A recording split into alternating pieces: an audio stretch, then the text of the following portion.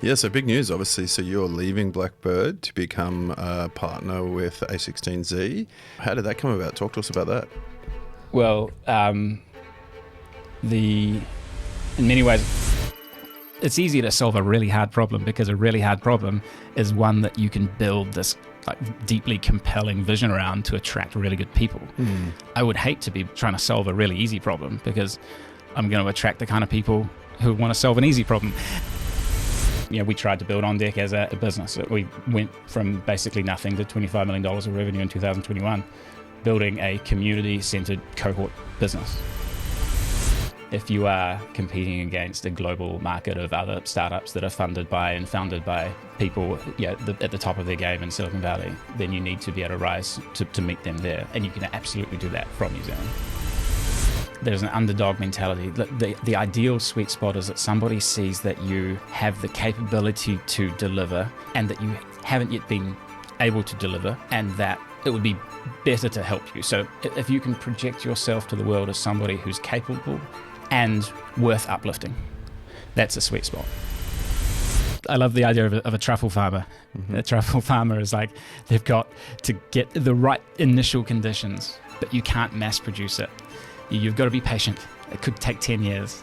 It's underground. You can't even see where the connections are being made, where the value is being created. It's about sometime in the future, it will surface and it'll come back to you. Hire people who give a shit about what you're building. What does that mean, though? Because I think we all say that we want to do that, but what does that mean? Gosh, that's a good question. I mean, there's a debate that rages back and forth about work-life balance and about, people who... Welcome to the Startup Theatre Podcast. This podcast is produced by Empire Films. Hey everyone, Troy Hammond here, and that means you're back with us on the Startup Theatre Podcast.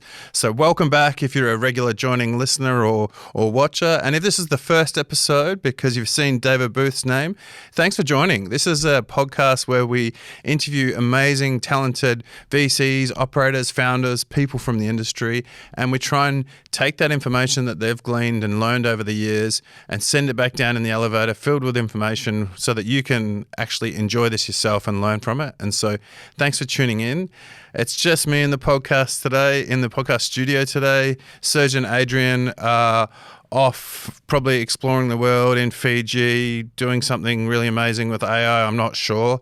And so it's just Jono and I in the studio today, and we've got a really amazing guest in David Booth that's coming on to join us. David is quite well known in the industry, quite well known in New Zealand, but if you don't know David, here's a little bit of a snippet.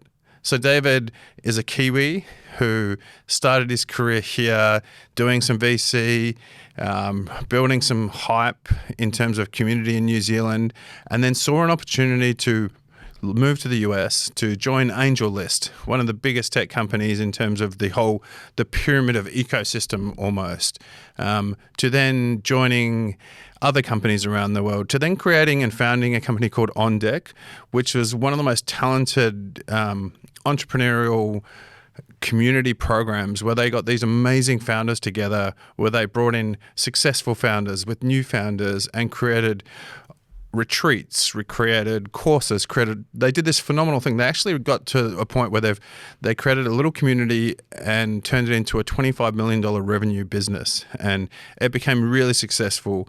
They then, like most people during COVID, had to sort of hibernate for a while, and so we were lucky enough to get David with that skill set back here in New Zealand, where he joined Blackbird as an entrepreneur in residence. He's been creating communities here. You might have seen him from his dinners, you might have seen him from his run clubs, you might have seen him from his interesting thought pieces in New Zealand online, to now where I think he's about to announce his next opportunity, his next big thing on the podcast, and I know what it is, and it's a big one, and so I'm going to let you strap in and hear it straight from David, so let's go and get him on the podcast.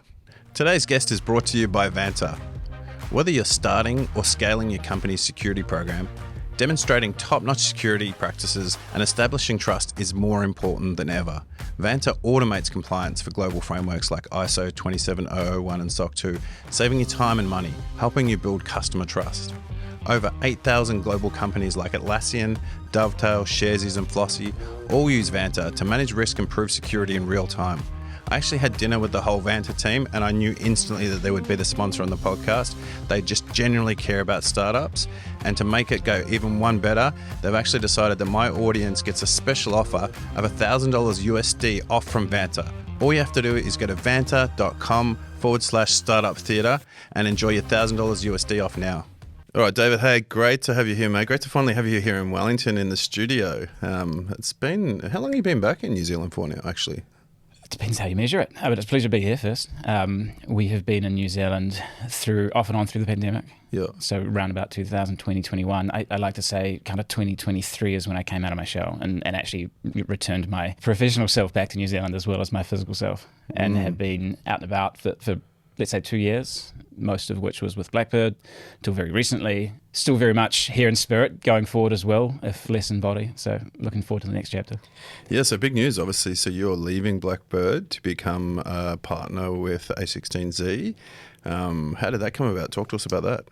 In many ways, it feels like a homecoming. It feels like the last 7 or 8 years I spent prior to Blackbird building a company called OnDeck, mostly based out of Silicon Valley, mostly based out of San Francisco.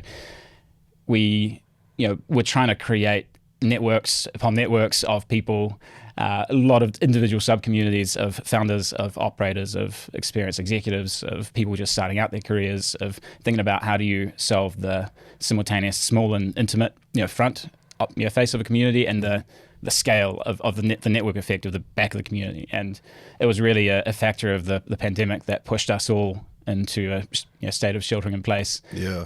Shifted a lot of people who were based in San Francisco at the time into remote regions all around the world, and just so happened for us that we took the opportunity to come back to New Zealand at that point. And I mean, the OnDeck journey feels like a generation ago now to me. But we built 300 strong company, raised $100 million, built the education institution for the internet.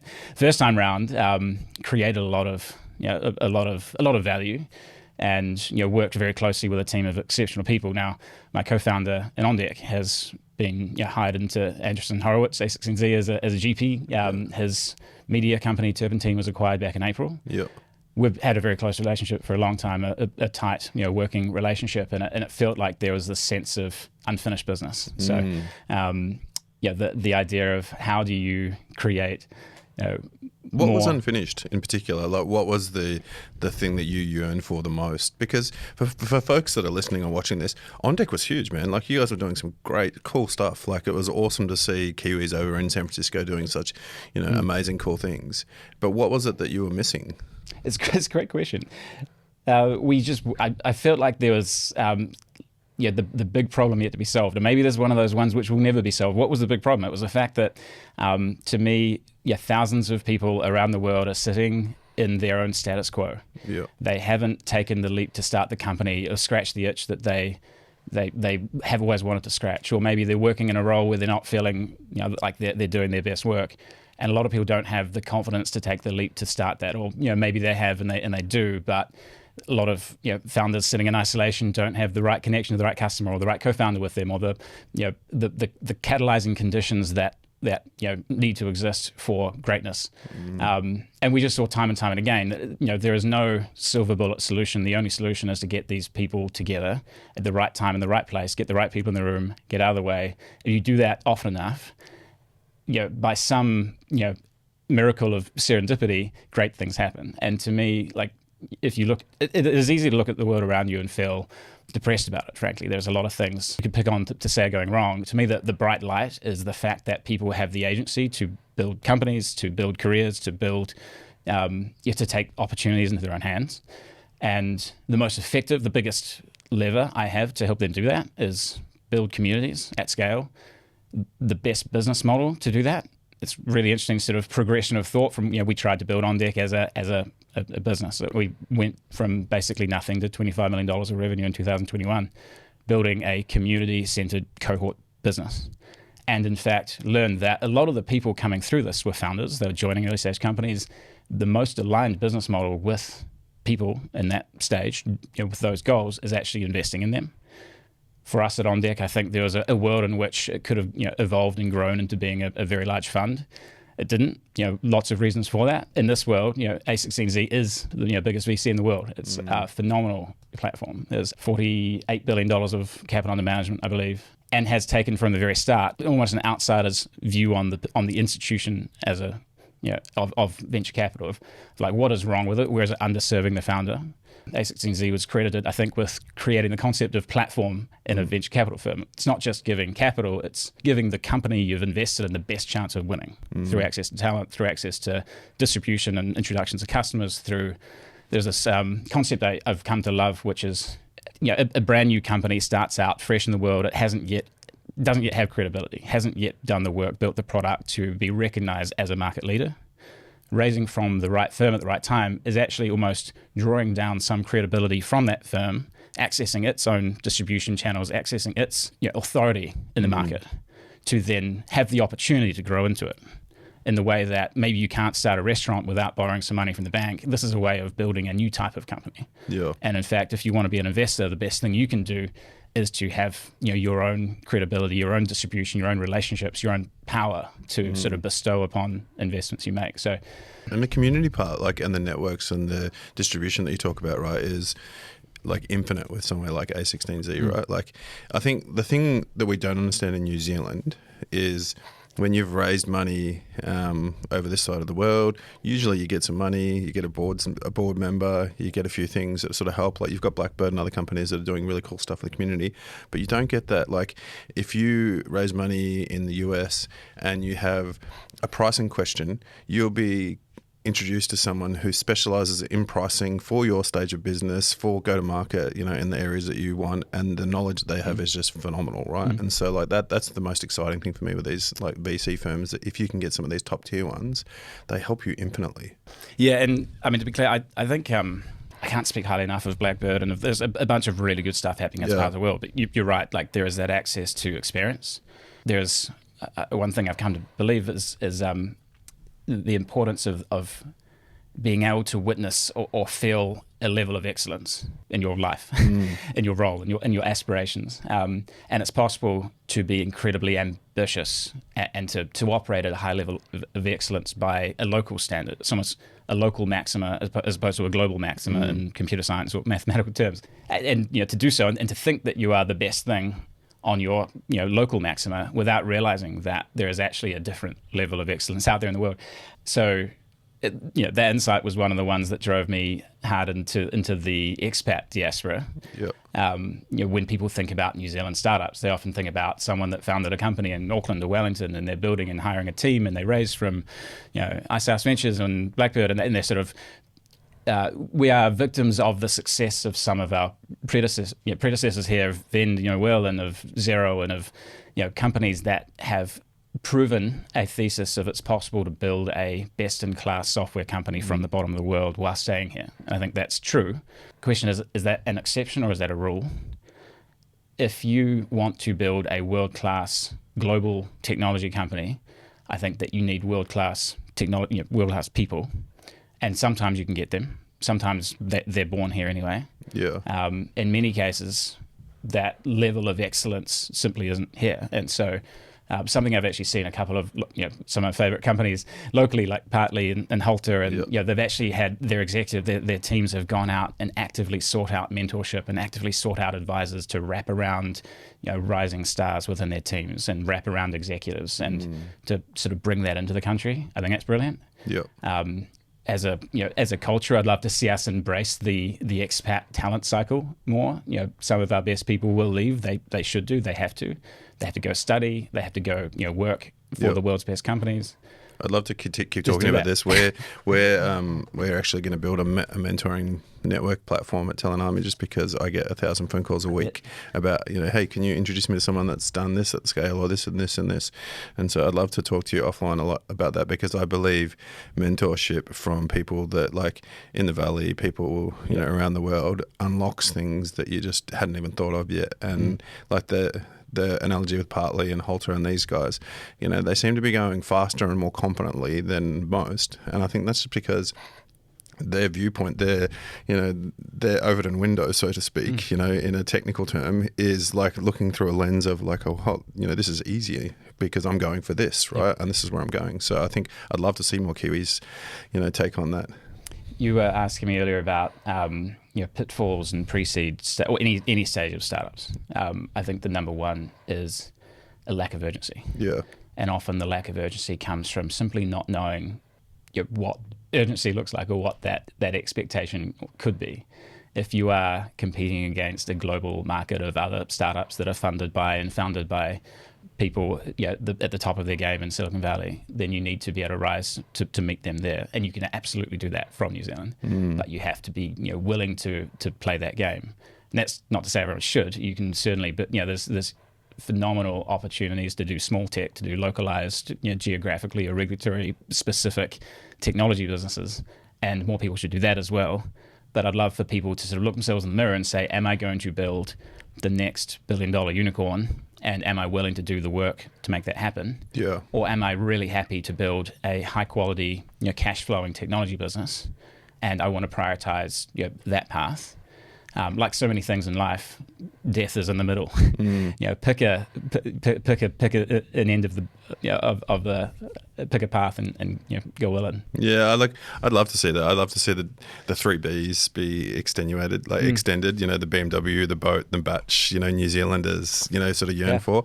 I'd love to see us go after it more. Not for a greedistic capitalist, society here, but more for a I just want to see, I watched a quick video last night on, it came up on my YouTube feed, right? For any podcaster, we consume podcasts and YouTube videos and likes. And I saw this quick video that came up saying Rocket Lab versus SpaceX. Yep. And I was like, man, just to even see these things, to be all right, we're now a little Kiwi company, Rocket Lab that's now taking over, the rocket industry, and we're being compared to Elon's SpaceX, and I think this is the cool things that you see from New Zealand that you're like, man, I'm proud of that. And so, one of the best things you could do, I'd say anyone should do if they want to feel good about New Zealand's opportunity, is go watch Wild Space, the Ashley Vance doco about Rocket Lab versus Astra.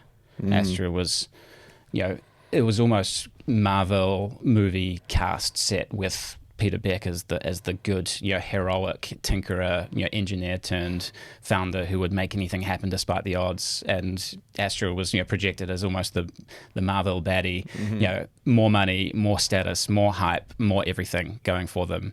But Rocket Lab made it work. And they made it work based on first principles thinking, didn't have access to people who had done it before, so they had to invent from the ground up. They had to work hard. They had this culture of excellence. There's this scene in the doco where Peter Beck's walking the factory floor, inspecting the cable ties on one of the Electron rockets to make sure that they're all clipped to exactly the same millimeter length and they're all lined up perfectly. And this is like the CEO of the rocket company in the details, in a way that Astra CEO was off there taking yet another press conference. So Rocket Lab is also, I love this sort of contrast, because anyone cynical on LinkedIn would love to say, well, that's not a New Zealand company, that's an American company, right? Total bullshit. What matters is where do the people work? Where are high quality jobs being created? Where do people draw down meaningful salaries? Not just jobs, that's created a whole industry in New Zealand. It's defined government, right? And so it's changed policy, it's changed so many things. And so that's an ecosystem. People, if you want to get me started, people think about sort of New Zealand nexus for a corporate entity, I think it's meaningless. Most startups never pay $1 of corporate tax. So even if you were to take a total sort of nationalistic, let's maximize the tax base because we all need taxes to pay for healthcare and education, true, 100% true. Let's take that to an extreme. Actually, so Paul Callahan, bless him, $100 million companies. I wish we could get that. I think we maybe can get that. I hope we can. But even if we did, that's $100 million of revenue coming into a corporate balance sheet. At the end of the day, what profit have they made that's taxable? Yeah. If you compare that to, hey, what's another way to, 100 times $100 million is $10 billion. What's another way to make up $10 billion? You could say $100,000 salary earners. What would it look like to build a national economic policy around convincing 100,000 people who are capable of earning $100,000 of international income to move to New Zealand? We get PAYE on their income. They spend money and we get GST. They contribute to the local economy everywhere that they choose to live, from Kaitai to Queenstown. Yep. And they bring this level of excellence into the local economy in a way that, I have friends here that live and work in New Zealand but work for Databricks or work for Snowflake or work for Google or Facebook, or they have access to the levels of excellence internationally. And maybe they do move here, work for that foreign company for 1 to 5 years, and then leave and join a local startup. So to me, I'm like, any abstraction away from people is a distraction. Think about like, what is the core fundamental element of the talent cycle? Like, who is a person? Well, that's the value, right? So we think about the you're a value, talent right? guy. I know, man. You're preaching to the choir here, right? Like 100%. I've often dreamed of just like, if I could fly a plane over there and pick up 100 people and bring them back here for 3 months just to walk through startups and talk and listen. I think we could make the startup ecosystem infinitely better from that alone, right?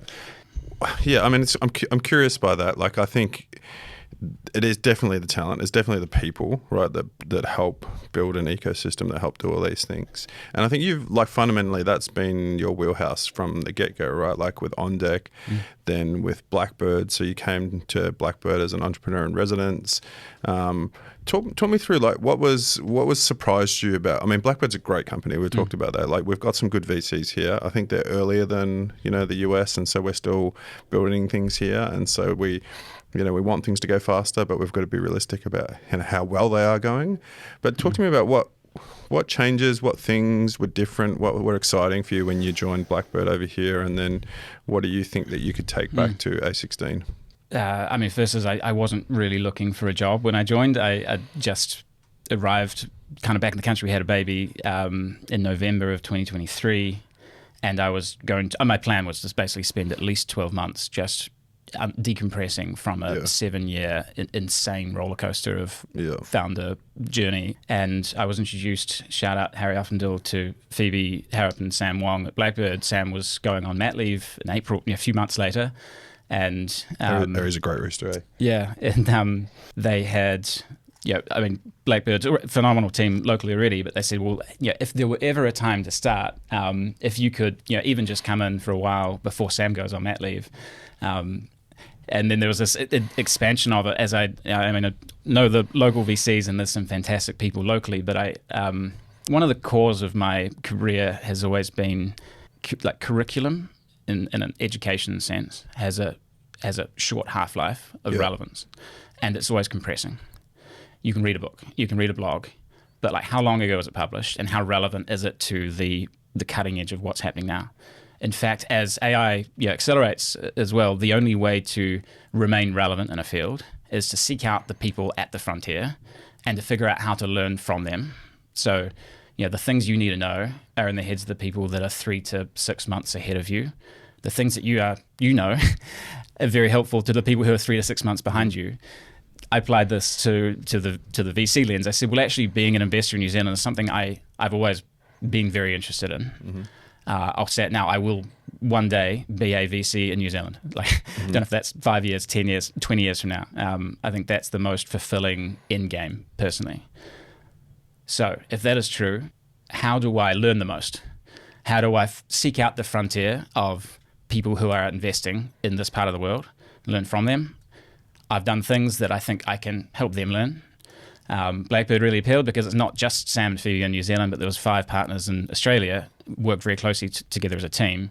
Ricky, Nick and Tom and Tolo have, and co have, in fact, it's quite interesting. Each has their own kind of style. Each has their own level of expertise in different fields and different approaches and different mindsets. And I mean, you asked me one time as well about, what's something I've changed my mind on. The beautiful thing about this environment, when you go into 5 startup pitches a day, and each one you have the privilege of somebody who is incredibly insightful and intelligent, and like they've done enough to be there in the room pitching you a thing. So you first have to respect that and say, like, how lucky are you that this person who cares so much about the thing that they're doing is going to come and teach you about it.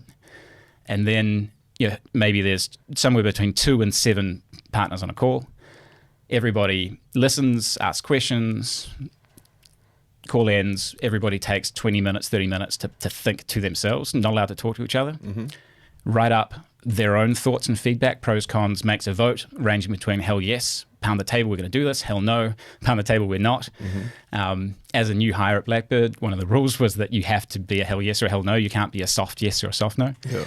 And then everybody submits it, votes flow into this thing that you're only allowed to read after you've submitted, and you read, you have a discussion. So in fact, I voted hell yes on things we didn't do. I voted hell no on things we did do. Did you, was there an ability to influence after a hell yes didn't go your way? Ultimately, a hell yes given by a given partner can veto anything else within reason. So if one partner says, hell yes, I want to do this, everybody else will say, like, decision by committee is the death of innovation in my humble view. And so if somebody feels the conviction that they're willing to put their name down on the line and say, we should do this, then generally it gets done. Yeah. The caveat to that comment is that that person has to do the work to really believe in their conviction. They have to be able to speak to their peers who they respect and convince them. Respect goes both ways. I don't want to say build political capital internally, because that feels a little bit icky, but it is. It's like you are saying we absolutely must do this. Well, like, have you earned my trust and your ability to research and understand the space, and maybe go do some more thinking about that, and let's sort of defer this till tomorrow. While also knowing that as soon as the pitch happens, there is a clock ticking, and probably one of my biggest takeaways, I love this from Blackbird and from this part of the world, is this idea of unreasonable hospitality, of creating the experience for a founder where even if the answer is a no, as inevitably it most often is. 98% of answers that come from a VC are usually no. You still feel like the quote, the Danny Meyer or Meyer Anglio, you may forget what you ate, you may forget what was said, but you'll never forget how they made you feel. Yeah. So does a founder feel heard? Does a founder sort of end the pitch, they get the no, but they can feel like the pitch was received and appreciated and understood. I love so many aspects of the Kiwi culture. I think that there is this humble, do the work, make sure that you have the ability to deliver on the expectations before and while setting them. And I think that I've spoken before about I call it the social capital balance sheet, whereby you can draw down from the bank of hype in order to spend ahead of your credibility, equity balance sheet. And that's great. Sometimes that's the only way to build a very hard company. Like if you're going to build a fusion reactor, like Ratu with OpenStar, if you're going to build a rocket company, you need to be able to draw down from the bank of hype by promising a future that isn't today unrealistic. But if you draw down too much too fast and you fail to deliver, then you wind up, let's overuse the social capital metaphor, you wind up social capitally bankrupt or morally bankrupt. I think that New Zealand is typically, and this is, you see this mentality filter all the way through to literal financial investment decisions as well. My parents and their generation will always try to pay down mortgage first because, God forbid being indebted to anybody. And I say, well, actually, there is an optimal capital structure for your life. Sometimes it's okay to leave a mortgage because you might want to actually get some, stock into an index. Or maybe you want to make some startup investments, buy some Bitcoin. My parents, I learned so much from them, but they would always any cash, pay down the mortgage. Yeah. I think there is a metaphorical equivalent for that in New Zealand builder culture. It's like any, let's call it earned credibility. Pay down any debt. So don't borrow ahead of your progress.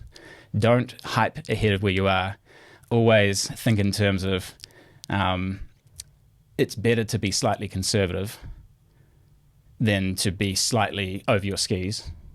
Anyway.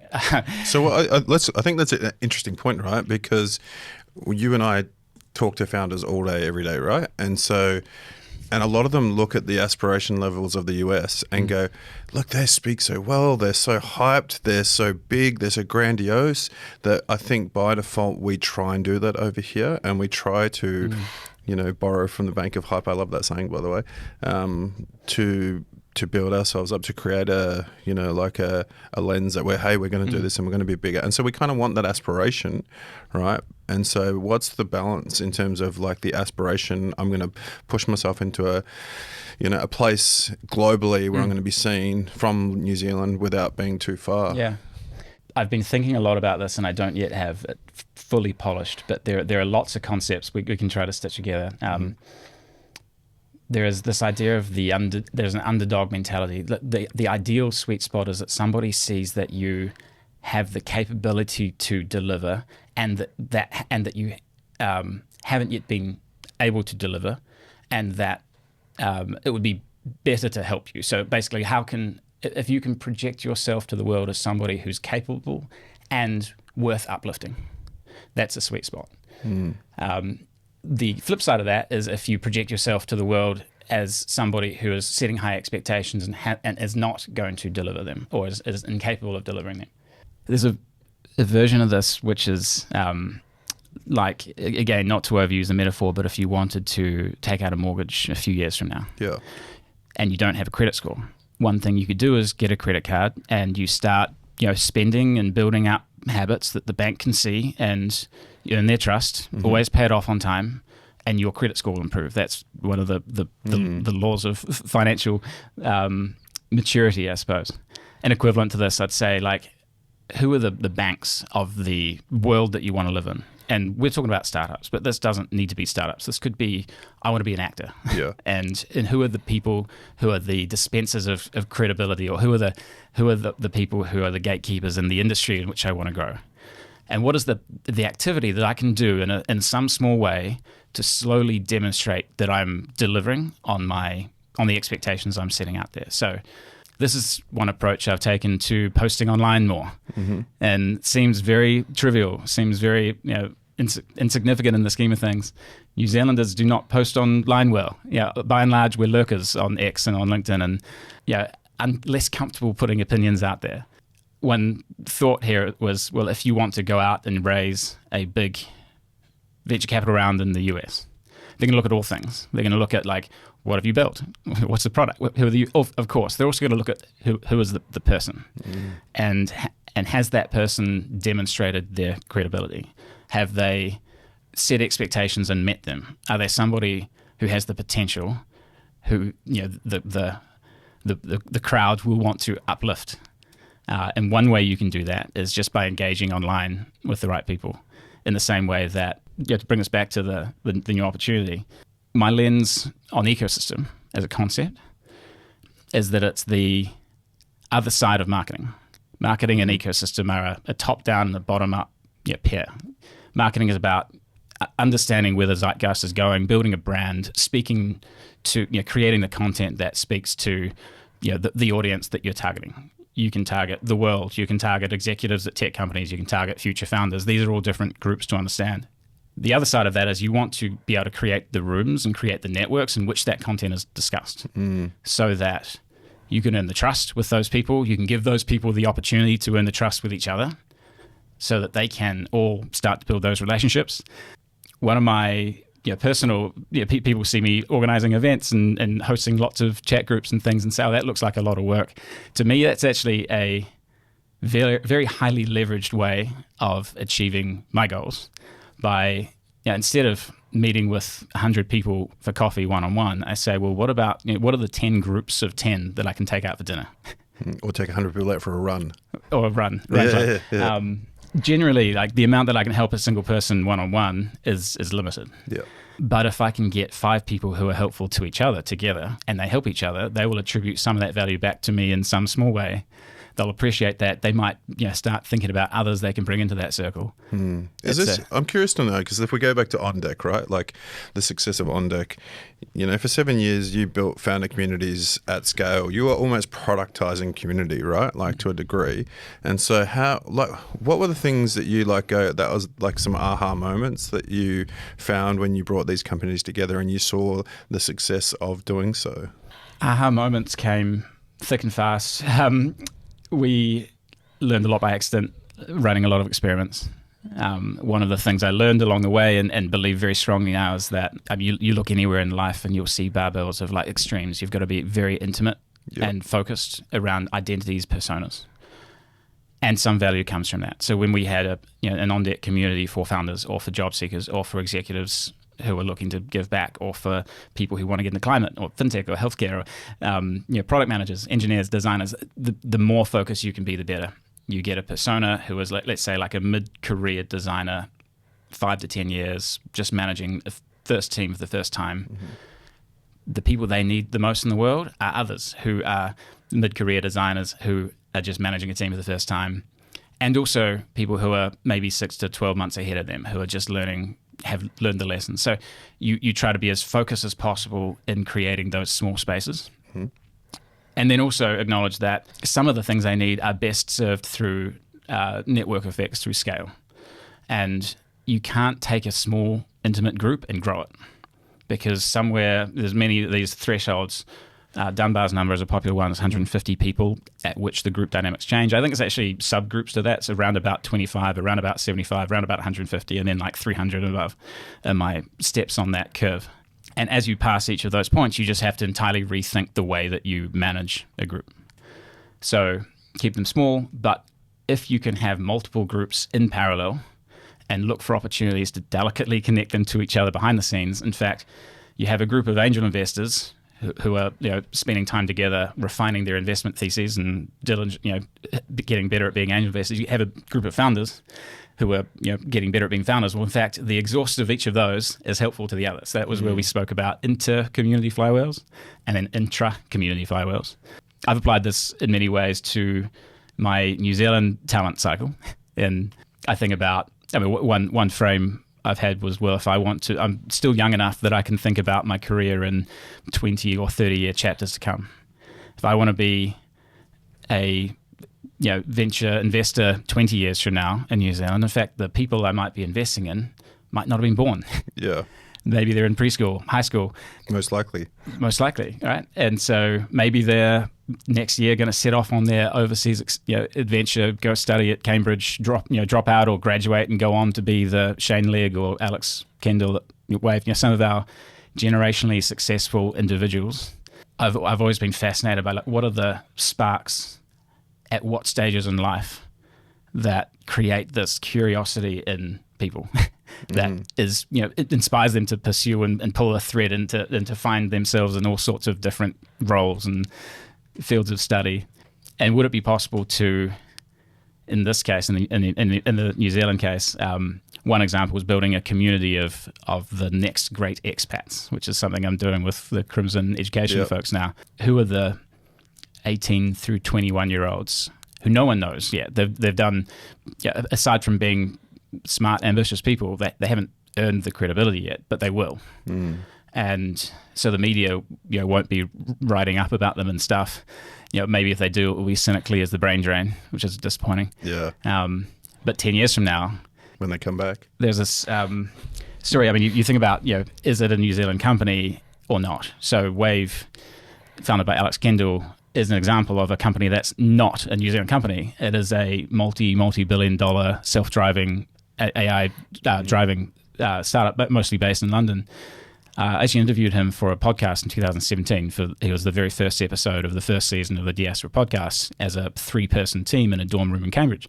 And he asked me at the end of that if I knew any Kiwis who angel invest, like, is it worth getting some Kiwi money into this round? And I joke that I botched it on behalf of our national GDP because you didn't get that. I didn't get in. I didn't. No one else did. I didn't bring anyone else in.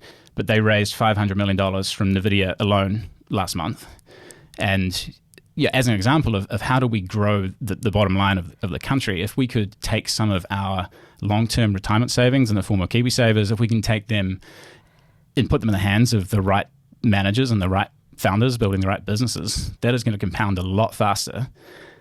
So if I think about back to your question about ecosystem, I'm going everywhere here, but how do you build the most intimate experience on the front while simultaneously building the network? It's data, it's a product problem on the back to connect people to each other at the right time. Step back, treat it as a garden. I'm not here to architect a house. I'm here to perhaps design the layout of a garden, come along, pull out some weeds, spread some fertilizer, step back and let it blossom.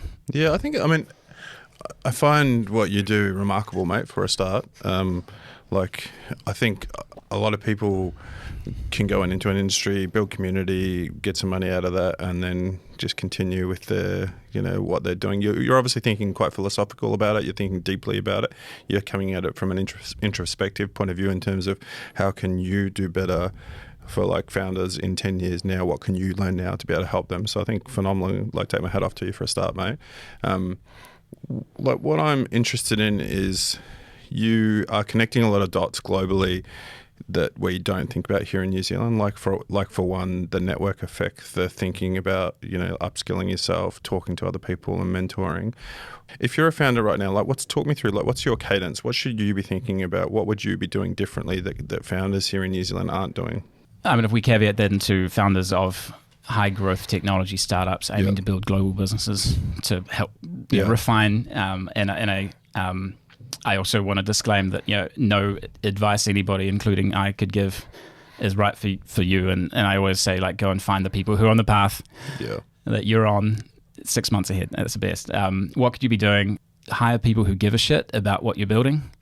It might take... What does that mean, though? Because I think we all say that we want to do that, but what does that mean? Gosh, that's a good question. There's a debate that rages back and forth about work-life balance and about people who glorify long hours. And I'll give you an example of that. Went out and saw a client the other day who has an office in Lyell Bay, and they were like, "Oh, it's great here. It's like right across from the surf beach." And I was like, "Is that great though?" And they were like, "What do you mean by that?" And I said, "Well, are you building a business or are you building a lifestyle?" Are they building a business related to surfing in some way? No, just the CEO and founder obviously enjoys the surf.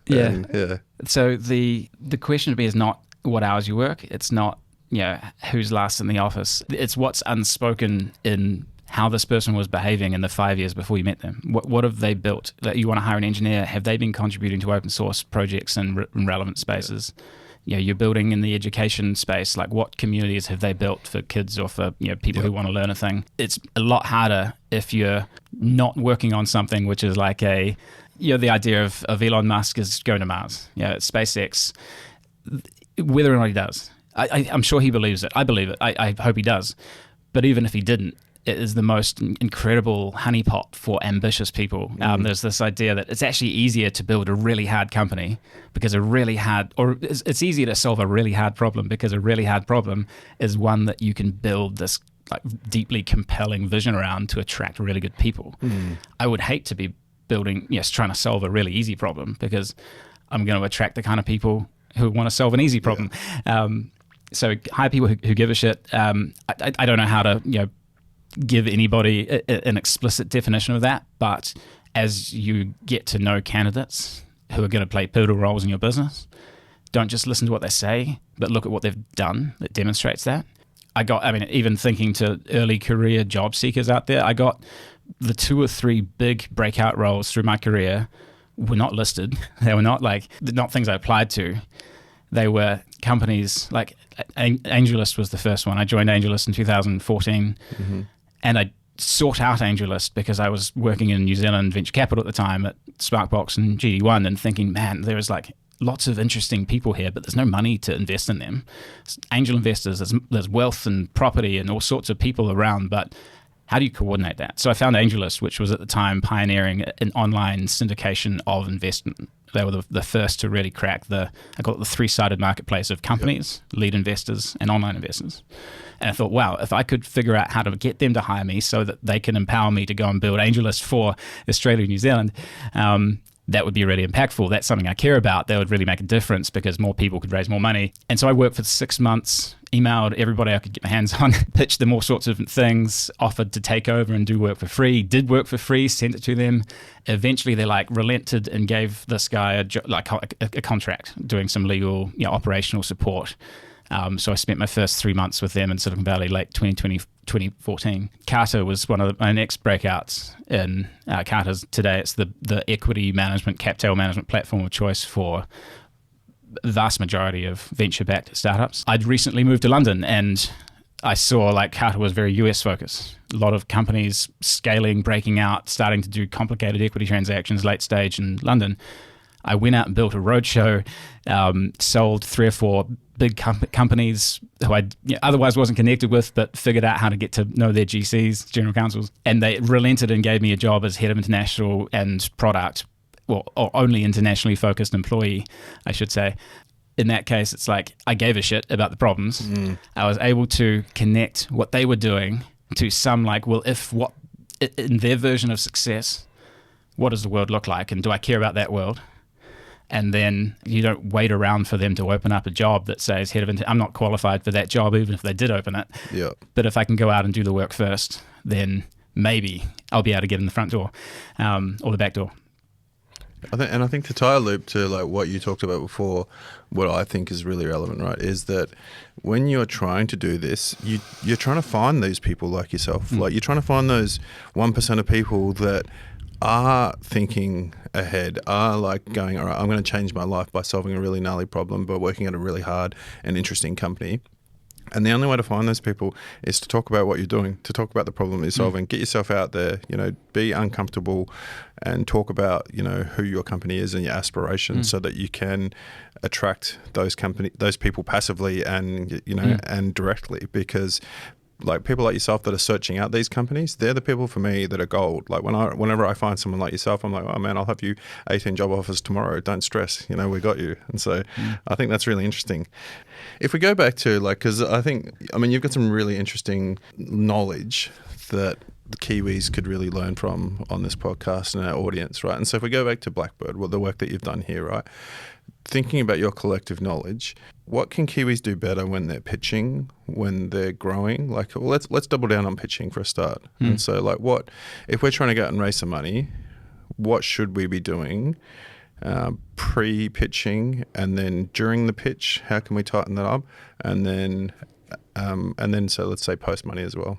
You've had Rowan Simpson on this pod before. He's a good friend. He likes to talk about an experience he had in the US with Vend, and he and Vaughan were up there pitching a big round, and someone told them they had to be more American, right? Pretty good. You know the story. It's pretty good. It's in the book. It's a fantastic read. And they tried that. They put on this American persona, or Kiwi with a bravado shell, and it didn't work. And I think the moral of that story was it wasn't genuine.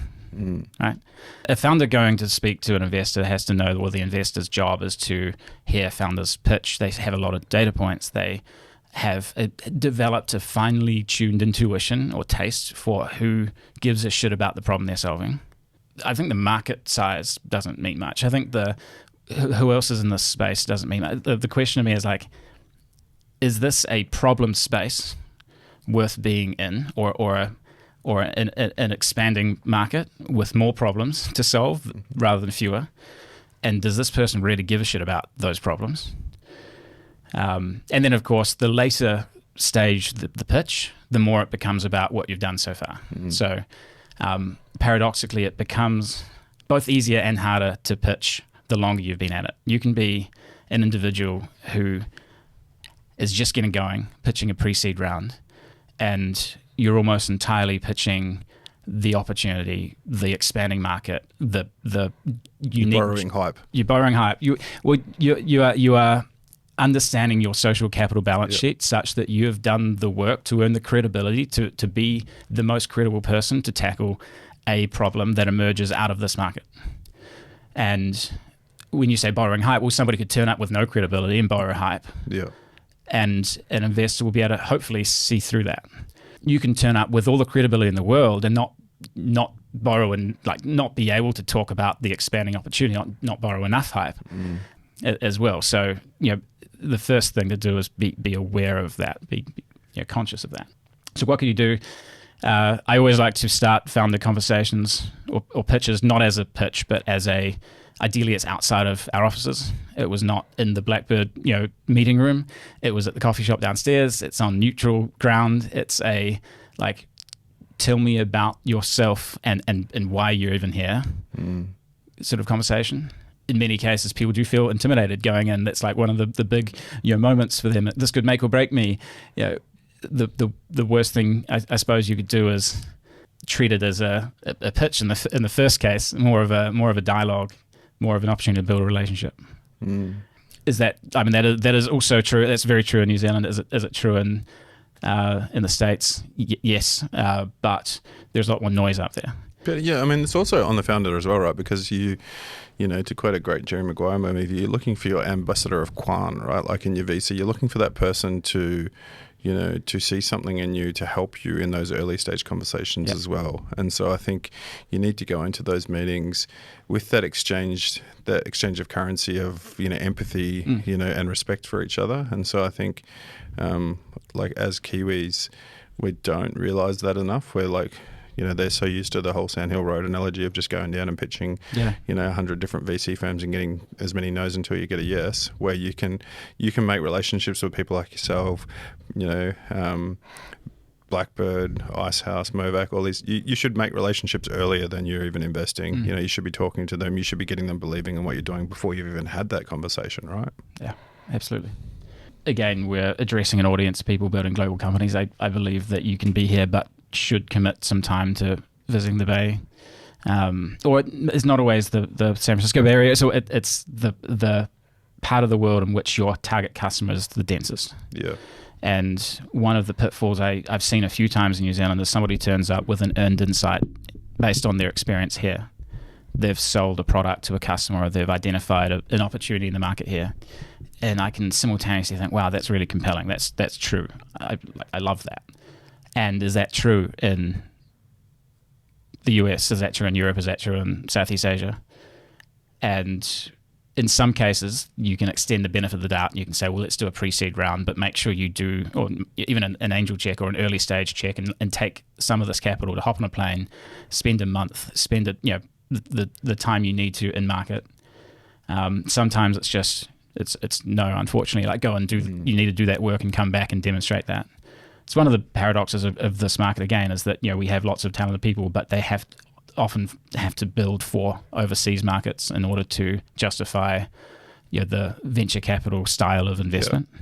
San Francisco to me is an exciting time right now, and most people listen to that and go, what? A couple of weeks ago, I posted a thing on LinkedIn with a video about like my homage to Wellington and how I think it's an exciting time in Wellington because we're reinventing it. You're getting a lot of these startups that have been born in the harder years, and so they tend to do better because of that, right? And so I think San Francisco has been a really cool town that I've admired my whole lifetime.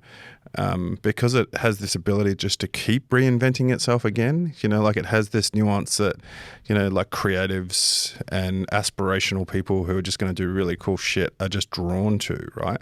And so I'm excited by the next, version of San Francisco now. And I think if I'm going to the US, if I'm going to San Francisco, like you said, to soak up some, some knowledge there, if I've got 2 weeks, what should I be doing? Talk me through that. Yeah, I've probably been for 100 trips between 2 or 3 days to 2 or 3 months at this point. I've developed a pretty strong opinion that, in fact, the 2-week trip is not the approach. Yep. In many cases, it's quite expensive. 2 weeks of hotel accommodation in US dollars. It's Chinatown's cheap though. You can stay in Chinatown. You can go in. You've got to watch your back as you step out the door. But yes. The key to understand and planning a trip like that is compounding cycles of relationship building, and to know that sometimes that can take I'd say a couple of weeks between cycles. So my optimal trip personally, as a while based in New Zealand with a family and wanting to minimize the time away from home, is 4 days. Mm-hmm. I'll fly out the 10 p.m. flight on a Sunday night, gets you into San Francisco midday on a Sunday, gives you the rest of that afternoon to take a lap of Hayes Valley with the friend and catch up and sort of get grounded and get acclimatized.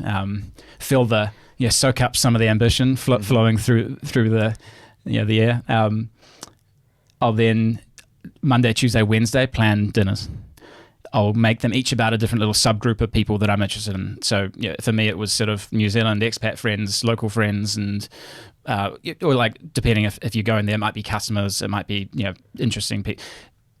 I love organizing things, even if you don't know anyone there. Try to target the persona, work on a couple of interesting people that you can get in committed, even if you're reaching out cold saying, hey, I'm gathering 5 people who are customer success leaders at great local companies, and then use the people you invited to help get other people. Hey Jono, Troy's coming to dinner on Tuesday, do you want to join us?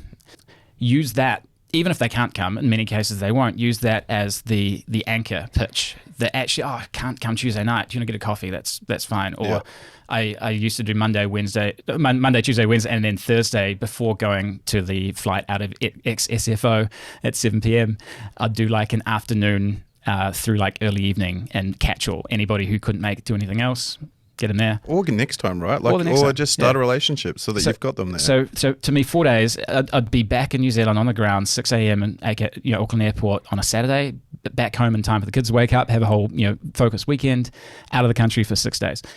And Monday, get back to work. It's like, who did I meet? Ideally on a action-packed trip, inviting people to dinners and stacking up coffees during the day. That could have been 50, 60, 70 people in 4 days. Go to work on every single one of them. Like, who what did I hear them say they're trying to achieve? Who do I know that I could introduce them to in order to help them achieve their goals? What could I volunteer that's like a relationship building bridge with them? Give before you ask. It's not like, oh, hey, Troy, good seeing you last night. Can you introduce me to these 5 people that I know you know? It's like, hey, Troy, I loved, that you told me about your product ambitions in the recruiting space. I met this guy. Have you met him yet? Do you want to talk to him? And if you give it like 2 weeks, let's say, you'll find that, and then all along the way saying, well, I'm going to be back next month. Would love to see you again. Or would love to do this again. You can't come to this dinner, come to that one. What you see is that it compounds. So it's literal compounding. It moves at a very fast rate. Anybody with a product-led growth mindset will see the virality math of like, if 20% of users invite 2 people each, well, that's a sub 1 virality rate. If like 60% of users invite 2 people each, then it's a +1 virality rate. And it becomes very easy to build a network. But networking is the wrong word in that sense. It's almost like a interconnected web of relationships, whereby you've put more out into the world, you've paid more into that social capital bank account, you've built up your equity such that when it comes time to draw down from that bank of hype to make an announcement, to ask for a job referral, to ask for an introduction to a gold star customer, people will fall over themselves to do it. So I say don't go for 2 weeks. I say go for 3 4-day trips, at least 2 weeks apart. You'll find that it's actually cheaper because in aggregate it's about the same number of nights of a hotel. Yes, it's more flights, it's more time on a plane. For the family folks like it's about the same amount of time away from home, but often it's easier because 4 to 6 days is easier on the family than 2 weeks. Also, if you were planning to fundraise, like, for God's sake, do not go there to fundraise. Like, do not jump on a plane and say, I'm going to go raise my Series A. Do it 6 months earlier. Do it with a view to, hey, this is this really cool thing I'm working on. This is the problem that I'm passionate about. And in, 6 months' time, this is where I'm excited to be. And then flip back to, how could this thing I'm building help you? If you do that enough, then those people are the ones, this is the operators, the founders, the friends you make along the way are the ones who are going to make the very high trust vouch introductions to the VCs and to the angel investors and the people that you want, because that is the reality of this world, that the credibility of who makes the intro and the vouch they make for you in even making the intro, let alone the back channel that inevitably comes after the intro is made, that speaks volumes. And I think, like, as Kiwis or an Aussie, like I'm an Aussie from a lifetime ago, former Aussie maybe you could say, we worry about doing that. We worry about getting out of our comfort zone to approach someone, to take them out for dinner. But what we don't realize is that the scale that's happening in the US anyway. So when you reach out to people, it's quite common for them to go out and network and meet people for the first time and go to a dinner. And so, like, I always try and encourage people, like, don't be scared to reach out. It's so much more commonplace over there that you'll find it a lot easier than you think. Not only should you not be scared to reach out, you should not take it personally if they say no. Yeah. And in fact, most people will say no.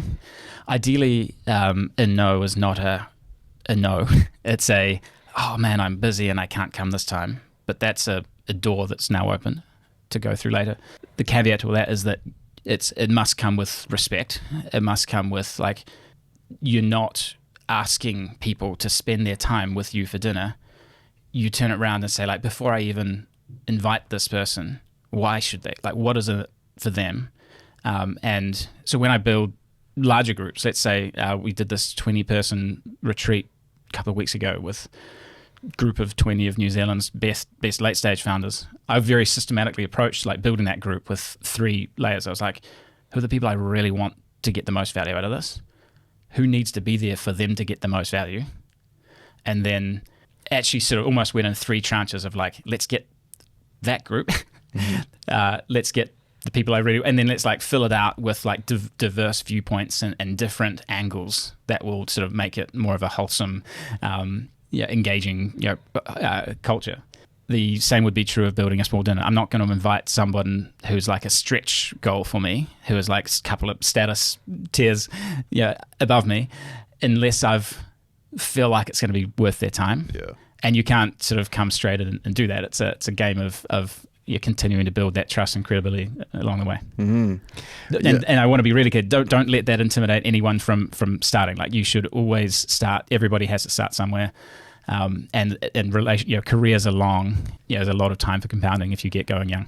Oh, 100%. I mean, I do it every day, right? Like I reach out to people every day to try and create opportunities for them. And so I have to reach out cold. But I'm doing it recently with the pod. We're thinking, all right, we're going to go a little bit more global now. So I'm reaching out to global founders all over the world now to start having conversations about potentially coming on the podcast one day and start relationships and connections. And, I'm getting told no a lot, which is fine. But it's starting these conversations with these amazing, talented people that I'm enjoying. And I'm enjoying just that it's the start of the network for me, and so it's just the catalyst is later to come. And so I'd be curious to ask you, when they say no, what do you do to create opportunities for you to extend or expand the relationship in the meantime? Like you say no, but you might try to ask again in 12 months time. What do you do in the meantime? Yeah, so the first thing I do is so whenever they say no, which they do most of the time, so 90% of the time, let's be honest, they say no, straight away the first thing I will do is I'll say, that's great, look, I'd love to be able to show you an episode down the line that I think is really great, that might intrigue you, might interest you, but also want to be able to open up New Zealand as a place of interest for you at all. So to be able to introduce you to people here in New Zealand, to be able to show you what we're doing in the ecosystem. So next time in town, how about we can catch up, go for dinner, etc. And all it does is it's most people say no, but they'll say yes to the next conversation. And so it's creating that relationship with me where I think I can give them back something, and then hopefully I can get them on the podcast one day. The cool thing about New Zealand though is everyone's really fundamentally interested in New Zealand. People are really curious about what's happening here. We're seen as this nirvana place, right? And so most of the time when I chat to Americans, they're like, oh yeah, I'd love to come to New Zealand. And so that's the first thing I do is when you come, I'll take you out. I'll do this. We'll do this. I'll introduce you to these people. And so, which we should do sometime. There's shout out to Rob Cunningham who's building the Far Out 4x4 tour. Yeah, that looks so cool, man. Yeah. Way back in the day, Dave McClure ran Geeks on a Plane, flew down 100 folks. It'd be good to get more of that, and also think about immigration pathways for some of these people. A lot of opportunity. Yeah, I think, we need that in New Zealand, right? We've gone through a stage where, we had a lot of Kiwis returning home through COVID and then staying home, and people like yourself. And now we're starting to see a lot of people, younger Kiwis, move, and we're starting to see smart people go off and do things globally. And so we need to get people back into the country. We need to import some really good talent. And I think Kiwi companies need to remember that muscle memory of hiring internationally again, because, they've really struggled with not having to do it over the last sort of 5 years. Yeah. Yeah. Hey man, so I'm really excited about your new role that you're going into.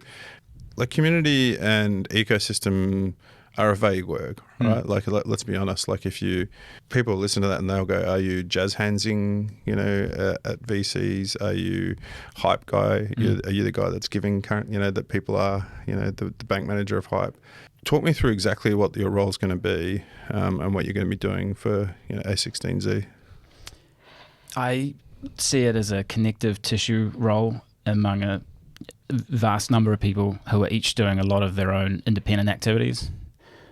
There is 8 core funds, 7 of them focused on very early stage or earlier stage, and then a large growth fund. There's an accelerator, a16z speed run. There is another handful of other funds that each have different theses and subjects, and there's they run Tech Week in 3 or 4 major cities around the world. They've got all sorts of different platform functions. There's a full-time recruiting team, executive recruiting team. There's a customer development, go-to-market team. There's the new media team, the sole goal of which is to wrap itself around a founder about to launch their startup and help them create content that will go viral.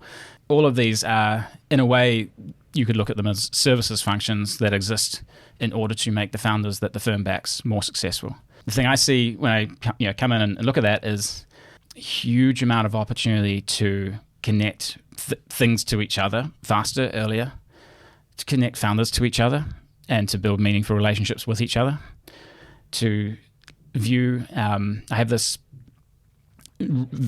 rough framework of venture capital as a industry which is, as a function which typically gets more diluted as the firm scales. So there's only a certain limited number of partners. As you back and incrementally more companies, it basically divides the amount of partner time by more and more and more companies. So it's a diminishing returns to scale. Mm-hmm. How do we take that concept, flip it around, and say turn venture into a network effect business? To look at every company we back as a network of individuals, each of whom has skills, knowledge about certain specific things. I've said this several times already, but the knowledge that any given member, not just the founder, but any member of their team needs, is in the heads of the individual who did their job, did the thing, is at the frontier with them, did the thing they need to do in the last 3 to 6 months. So I'm going to be looking for opportunities to surface and connect all the heads of products, all the heads of engineering, all the heads of design to each other, to create spaces. I like to say, get the right people in the room, create the framework for them to connect, build connections, get out of their way.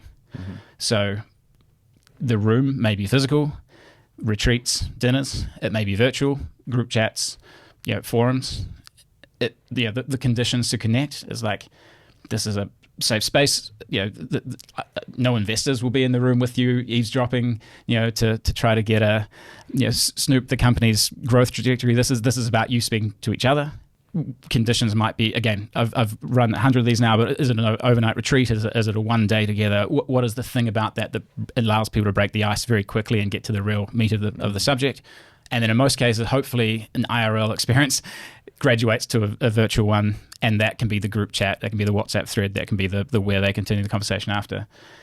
Now, to be clear, a huge amount of that already happens at A16Z. They've pioneered the platform. I'm kind of combination of humbly want to just absorb and understand everything that has been tried, connect it together better, and then we will be starting and rebuilding a lot of that from scratch, from this sort of simultaneous top-down and bottom-up view of the world.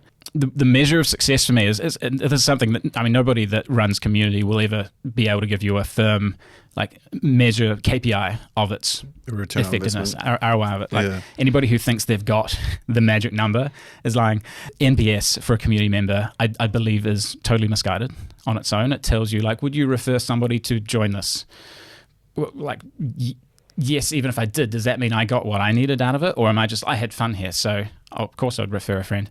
I've been working on this idea, and it's requires some polishing still. So, fully, full disclaimer here: the measure of success of a community is a vector. It requires both velocity and direction. So you could have two people, each of whom gives an NPS of 10, the highest level of satisfaction with their experience in a community. But one of them was inevitable. They were always going to make it. They were a force of nature. And maybe they had a good time. Maybe we added some velocity behind them, but we didn't change their trajectory. So think about this literal metaphor as like a body in space orbiting a planet. One of them already was breaking out of that orbit and taking off. We added a little bit of velocity, but we didn't change their trajectory. We didn't change the vector. Another person in this community met their co-founder, met somebody that helped them refine the idea to an actual viable proposition, met their first investor, met their first 2 hires. If they hadn't been part of this community, they would have been stuck orbiting that planetary mass forever. But we added the velocity at just the right angle that it broke them out, and they flew off into, How do you do that for everyone though? How do you, as a community manager, like you guys, it's a hard job, right? I talk to Tokes, who's doing it with product in Wellington a lot. I talk with people who are doing it in engineering, and it's like you've got to be really like conscious that when you've got groups together, like how do you find everyone's little aha moments, right? And you can't over design it. You can't overfit it. You have to think like a gardener, not an architect. You can't have every structural beam in place, and you can't have it verified to the nth millimeter. You have to say, I'm going to plant these seeds. I'm going to water them, pull out some weeds, and get out of the way.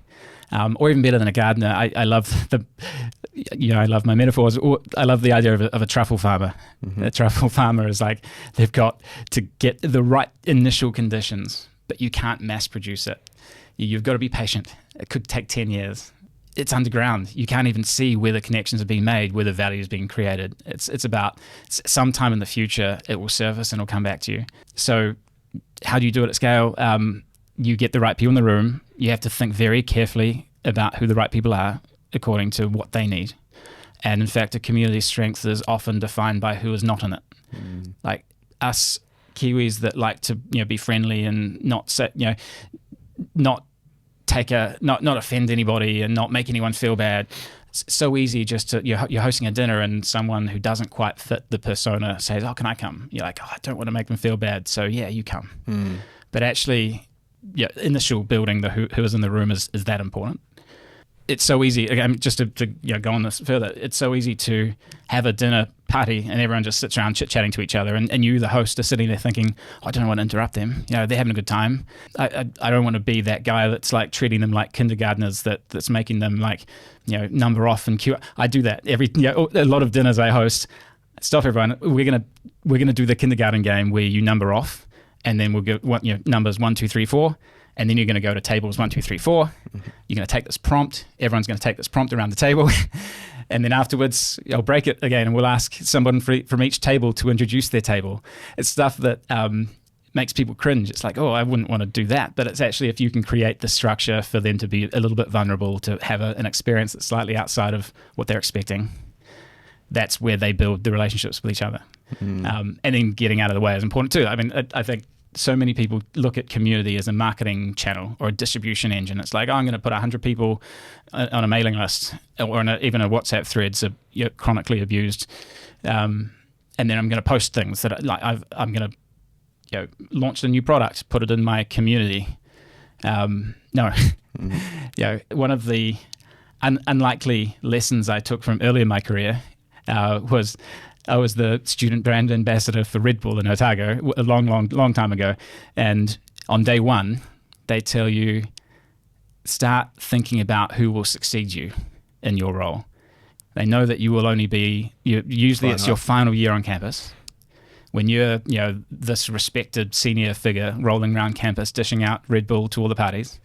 And they say, well, you're going to graduate at the end of this year. So on day one, start thinking about who is going to be you next year, and start with a funnel, start with 20 of them, test them, subtly give them opportunities to rise into occasions. And by the end of the year, we expect to have 3 candidates to interview, and we're going to choose one of them with you. My, taking that principle into communities is like, from the very first thing you do, very first dinner you host, think about who could succeed. Like, community managers actually burn out quite quickly. They exhaust their personal networks. They get sick of turning up every day to host the same thing for the, in fact, if you can tap the, structure it from day one so that people can graduate out of leading communities and always be looking for their successes, then you get to have this continuous growth and refreshing of new energy and new ideas and new networks that come into it. You don't try to preserve the culture and preserve what you did. You look to grow the culture into the direction that the zeitgeist sort of takes you. Interesting, man. Really interesting. Hey, it's gonna be fun to see all these people reach out to you now off the back of this pod for dinner when you're in San Francisco. And they're like, hey, David, I'm here for 4 days. Dinner Wednesday, Thursday this week. And so we're hopeful that Kiwi companies, Kiwis are traveling a little bit more. I'm hopeful anyway that they are. I'd love to know, like, as a bit of a final question before we sort of get you on the hot seat and ask you some rapid fire questions. What's your take on, like, should we be getting on a plane more? I think we've fallen into this thing of, over the last 5 years since COVID, of just VCing everyone, and video conferencing everyone, that is. And I really respect the people that jump on a plane and go and meet people in person. And so I assume I know the answer to this question, but, like, can you give me your take on it? Short answer is yes. So you knew that was coming. Long answer is, if everybody could place themselves on a matrix of how localized and specific is the product they're building and how big is the customer buying it. So in one extreme of that 2x2, you've got global products for consumers, individuals. I believe you could build that anywhere, because there's not like a localized specific engine to that. I mean, unfortunately, it's very hard to break into that category. It's dominated by TikToks and WhatsApps and, like, global consumer applications. Mm-hmm. You do need to understand the unique localized cultural growth engines you tap. But do you have to hop on a plane? Nah, not really. You do have to hire the right people, and you might have to build your company where those people are. At the other end of that extreme, you've got people that sell to local governments, right? You are not going to build an enterprise business selling to localized regulatory bodies without spending a lot of time in their office, whining and dining and taking them out for steaks. And a friend of mine says that he goes shooting with the Texans, to sell enterprise contracts. The more localized and the longer the sales cycle, like, just be upfront with your family. I'm going to live on a plane. I know some of our finest entrepreneurs, you were talking to Sam Kidd last week or two, to Phil Thompson at Aura, these guys live on planes. They are flying laps around the earth, and they touch down here long enough to kiss the kids, good night, and then jump on another plane. And if you don't want to do that, then don't start that business. I think in the middle of that, it's quite interesting. If you picture the 2x2 again, you've kind of got, large enterprise, companies which aren't super localized and specific. So your sales forces would be the big examples, but many of the, like, the SaaS stories of New Zealand have been in this category.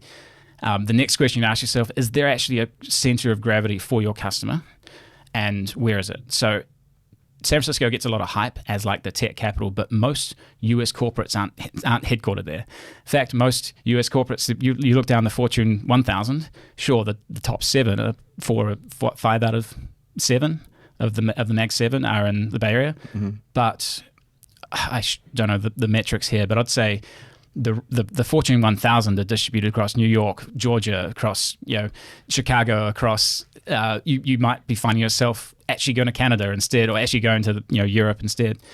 Do you need to hop on a plane? Well, what's your sales motion? Are you selling to the CIO or the VP of X, or are you building a product-led, land and expand motion, like a GitHub is this canonical example of engineers use it nights and weekends. When critical mass of engineers bring it to work with them, then suddenly you can swoop in and nail the enterprise contract. That's a utopia for a product-led growth team. Yeah. On the other end of that, you'd have, like, super local consumer or individual where you can absolutely do a product-led growth acquisition engine, but you're going to want to have people who understand the culture in those markets. And I probably could have had quick fire examples of those, but that would be where I think maybe Notion, or maybe there's a handful of Alex Dam's Kiwi that runs the Notion for New Zealand. He understands New Zealand, and it's a consumer motion. Of course, it's used in enterprise as well. Lots of examples, lots of fun to be had with that. But 100% agree. Short answer, yes. Hey, so we're going to get into the rapid fire section now. So I'm going to ask you some questions, and what I want from you is just to get your instant, like, read or take on something. And so yeah, let's get into it. All right. So should we promote internal or hire external? Hire people who give a shit whether they've come internally or externally. Very likely they're internal because they already found you. Awesome. What's one meeting that you would cut tomorrow? I have so much scar tissue from weeks that were filled with recurring one-on-ones that I couldn't find space to think. I've come to learn and love how This is an outlier extreme example, but Jensen Huang at NVIDIA has 40-something direct reports and no one-on-ones.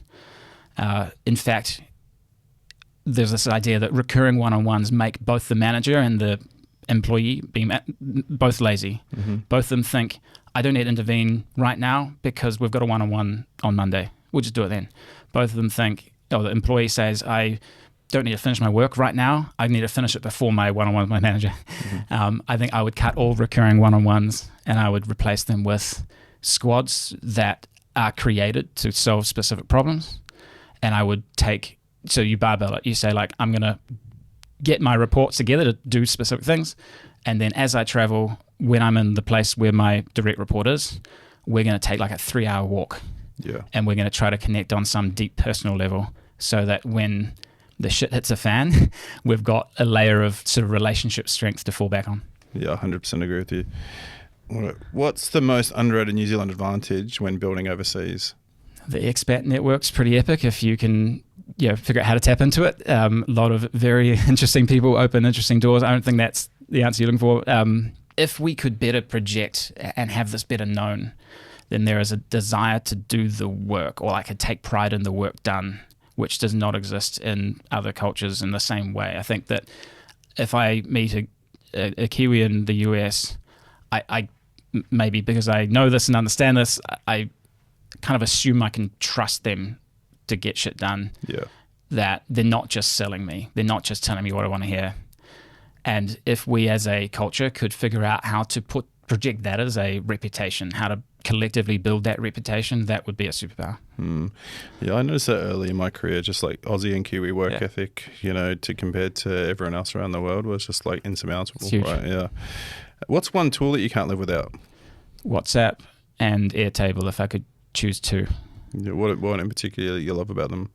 I try to be quite deliberate about my communication hierarchy of response times. Mm-hmm. Text is at the top of the pile, and usually it's mostly my wife and then a select few others. Well, yourself, you were texting me today. Mm-hmm. And I'll try to reply to text straight away. Yep. WhatsApp, I'll clear every day if I can. Less so recently. Email, if I get back to emails within 2 or 3 days, I feel good. Mm-hmm. And there is this really distinct, I don't want to give away too much here, but like I actually try to graduate people out of email into WhatsApp as a relationship building mechanism. If I can figure out after hosting a dinner, I'll stick everyone in the WhatsApp. Well, actually, the reason you do that, not only so they can continue the conversation, but that makes it much easier for me to build a relationship with each one of them individually. So underrated, best networking tool in the world. And Airtable, because I've tried every personal CRM under the sun and none of them have worked. To me, Airtable is just the customization, the customizable way of tracking everybody. I've got a couple of integrations, a button that's been injected into my Chrome browser to add people from LinkedIn or X to my Airtable. Anytime I travel, I've got them filtered for locations. Anytime I host an event, I've used that to do the who should I invite, status of the invite, did they attend or not, any notes from that dinner. Got the habit of keeping voice notes and associating them with each of the Airtable entries. Now that AI tools have enabled this possibility, it's become it's almost there. We're not there, but I can almost say, who should I introduce Troy to help him achieve this goal? And Airtable spits out 5 people. Not there yet, but we'll get there. Yeah, I love the take on the personal CRM too. That's just like lives are busy these days, right? Hey, what's your take on remote, hybrid, or in office? In office would have been best.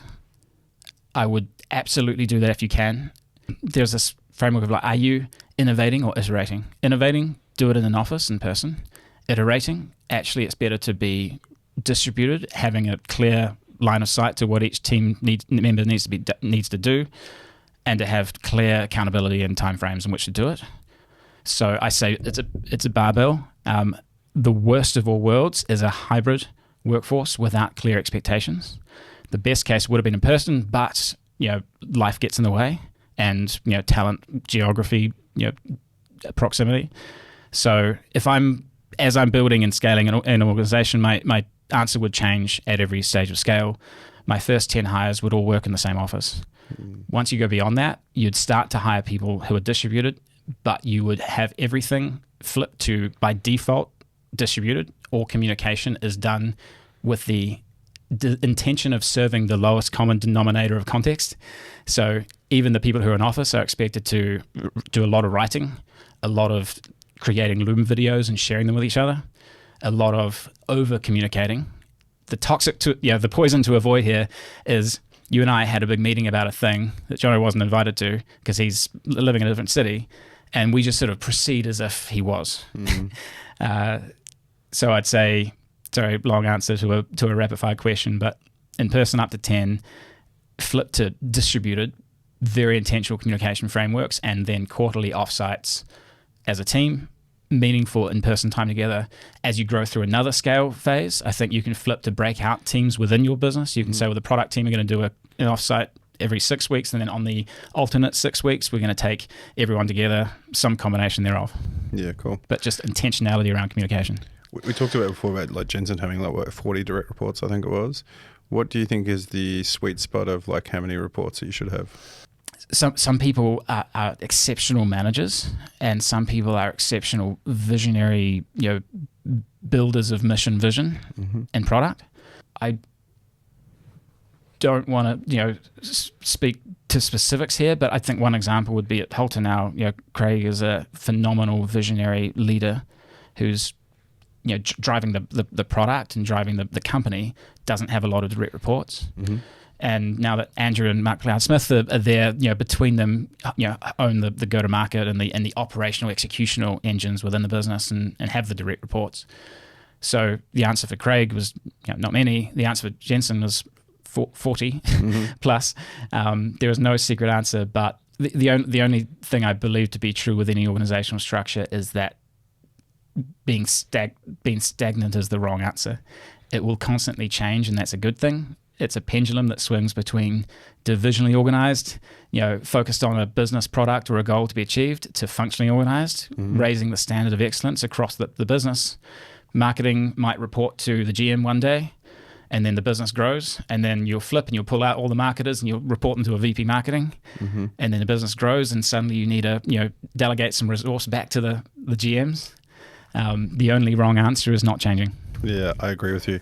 Yeah. Like change is constant, right? That's the only thing. Yeah. What's one lesson that you had to learn the hard way? Team growth and capital raised is a vanity metric. And I learned that the hard way. What's your one metric? Like if you had to choose a metric, what's your Disneyland metric? It depends on my product. It depends on my business, obviously. And in my line of work, it is number of people who have actually referred someone they respect or somebody who I'm delighted to include.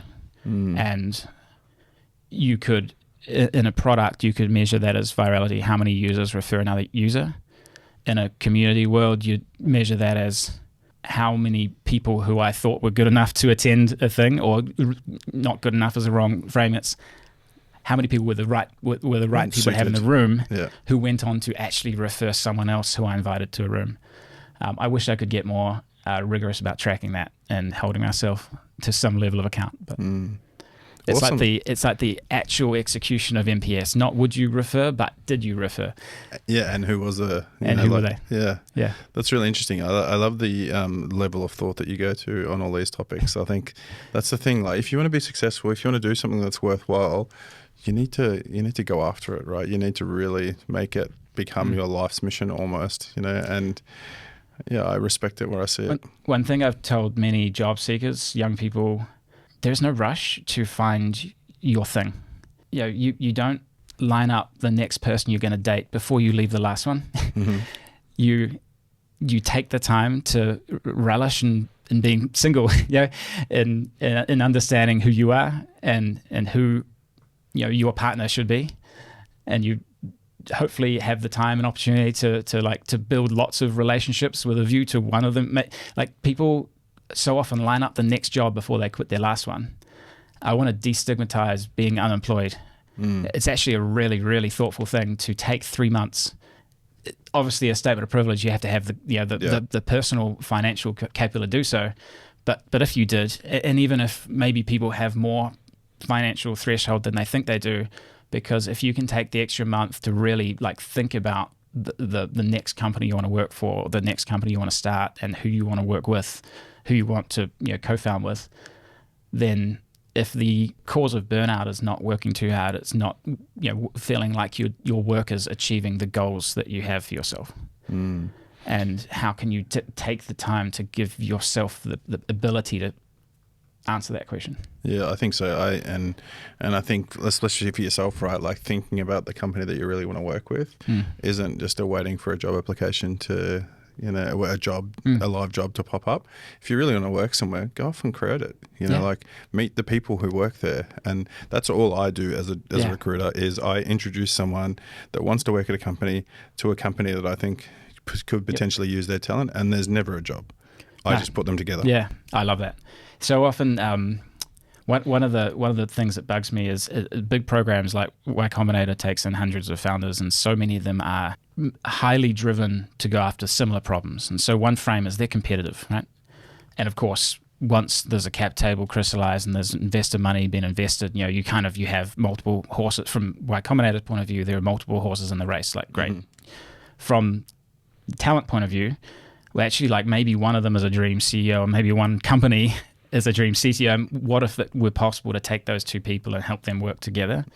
It's why in OnDeck, in our Founders Fellowship, ODF, which is still running, it's a phenomenal program. It's a week in San Francisco with 100 other people that are about to start a company or just did. I've seen a bunch of New Zealanders through it or to it, and I'd encourage more.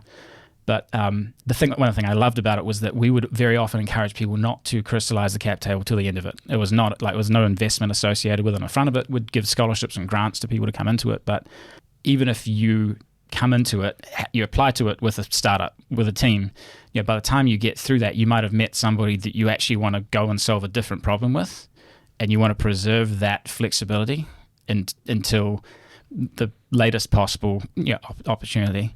While flip side, sometimes burning the boats is a good thing. If you play your whole life on maximizing optionality mode, then you won't go all in on the thing at the time you should have. It's no right answers. Awesome, mate. Hey, well, I'm really looking forward to seeing what you do at a16z. I'm curious to see Kiwi, another Kiwi there who people are going to reach out to, evidently. I'm curious to see how many investments, that we can get in New Zealand, in the future because of this. And, I'm really thankful for everything that you've done over the last couple of years while you've been in New Zealand. I see a lot of your posts. I hear, the communities that you've built, and I hope that Blackbird, find someone that can take over from that. Phoebe and everyone, we've got some great people here in the country, and so I'm sure they will. They're planning, still going to be something new dinners once a month in Auckland, hopefully in Wellington. We've got to talk about that. Yeah. Something new dinners it's kind of on deck, and here in a way it's like 20 people who are thinking about starting or joining a new company, or maybe just did. Ideally it was maybe like 8 to 12 people on the founder path, and then 8 to 12 people who are co-founder grade talent, putting them in a room, minimum structure to build a relationship, get out of their way. I've counted 5 companies that have started because of those dinners so far. Jessica Van Bryan at Factor came through looking for a job. She credits that. I don't want to put this in her mouth, but one of the reasons she started Factor, raised $3 million last month, was like, this is a room full of builder energy. I should do that. Jamie France, former Rocket Lab senior exec, long timer, got in that room with us, thought, oh shit, maybe I could do this myself. Now out there building Newton, phenomenal addition to the New Zealand space industry. All I want to do, you never know. I hear about sometimes years after the fact, relationships or connections made, knew nothing about, didn't get to invest. Many missed opportunities on that front. But there is this feeling of like, I've been invited to weddings between people who met at dinners I hosted. Humans exist because of this stuff. Kids have been born. There's nothing more satisfying than that. No, awesome, mate. Well, I'm glad you found your life's work, and I hope everyone enjoys this episode, mate, and thanks for coming on. It's fun. Thanks so much. I really enjoyed that conversation. I hope you did. I hope you were listening to it in your ears, nodding or watching along and engrossed by it as much as I was. David is a remarkable guy. He is a community builder, a leader, an intellectual, a real thought evangelist as well. Like the thinking that he goes through and the the thought experiments that he goes on in terms of being a better person for himself, to be a better community leader, to be a better person, to be a better father. Phenomenally talented.